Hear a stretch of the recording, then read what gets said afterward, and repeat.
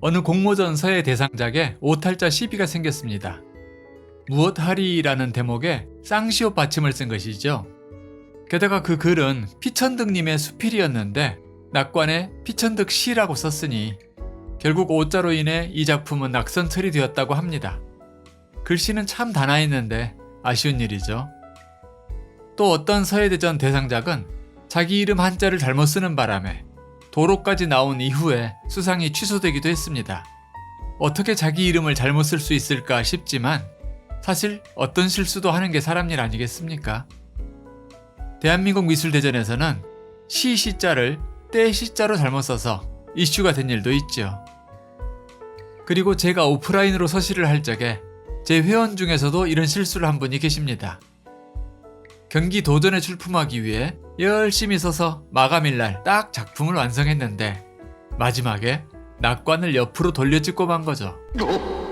다행히 이건 제가 발견해서 얼른 다시 쓰게 했지만 이런 사소한 하자를 심사위원이 발견하게 되면 실력과 상관없이 낙선 처리됩니다.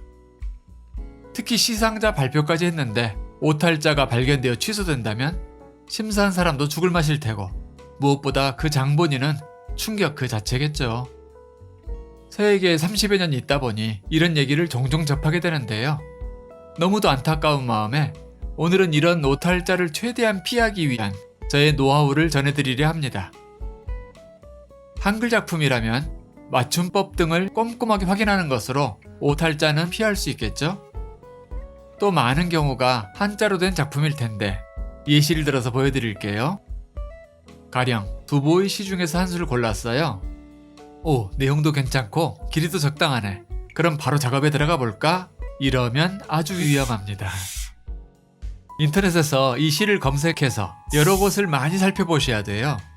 어느 한 사람이 올린 것만 보시면 안 된다는 얘기죠. 왜냐하면 올린 이가 실수를 했거나 오역을 한 경우도 상당히 많기 때문입니다.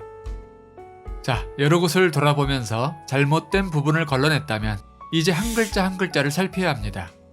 이게 무슨 자인지, 이 작품에서는 어떤 의미로 쓰이는 것인지 다 파악을 해야겠죠. 이 시를 쓸 경우 저는 경험상 틀리기 쉬운 곳이 딱 눈에 보이네요.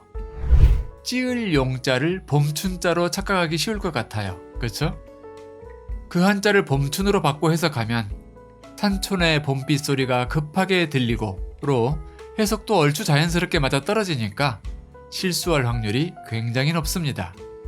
이런 실수를 피하기 위해서는 시를 눈으로만 볼 게 아니라 입으로도 읽어서 음이 입과 귀에 붙도록 하는 과정이 필요해요. 소소 풍생모, 강두인 불행, 촌용 우애급, 인화야 신명 이런 식으로 말이죠. 그러면 본 작품에서 촌용 우애급을 쓸 때 봄춘자를 쓸 가능성은 거의 없어질 겁니다. 그리고 또 하나, 이 과정을 강구하는 분들이 많은데 사실상 가장 중요한 부분이기도 합니다. 한글 풀이를 자세히 읊어보며 이 시의 본뜻과 정서를 물씬 느껴야 합니다. 작품을 할 때에는 이 시를 쓴 두보에 빙의하여 생생하게 느끼며 써야 하는 거죠. 물론 그렇게 하려면 한 글자 한 글자뿐만 아니라 이 시에 대한 전체적인 이해가 있어야 합니다.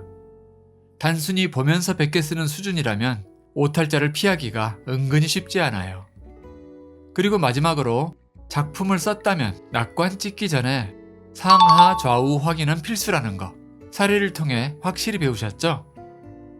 자, 여러분도 느끼셨겠지만 제가 말씀드리는 이 팁은 단지 오탈자를 피하기 위한 방책만이 아닙니다. 작품을 선택하고 작업에 들어가기 위한 필수적인 절차라고 할 수 있어요. 그런데 많은 분들이 쓰고 있는 내용의 맛도 모른 채 쓰는 것 자체에만 집중하곤 합니다. 제가 늘 강조하듯이 무조건 많이 쓴다고 실력이 느는 것은 아니며 줄창 쓰기만 하는 것은 서예쟁이에 불과할 뿐 결코 서예가라고 볼 수 없죠. 이 영상을 보신 분들은 앞서 소개해드린 치명적 실수들과 제가 알려드린 작품식 꿀팁들 잘 숙지하셔서 오탈자로 인한 안타까운 상황은 반드시 면하시길 바랍니다.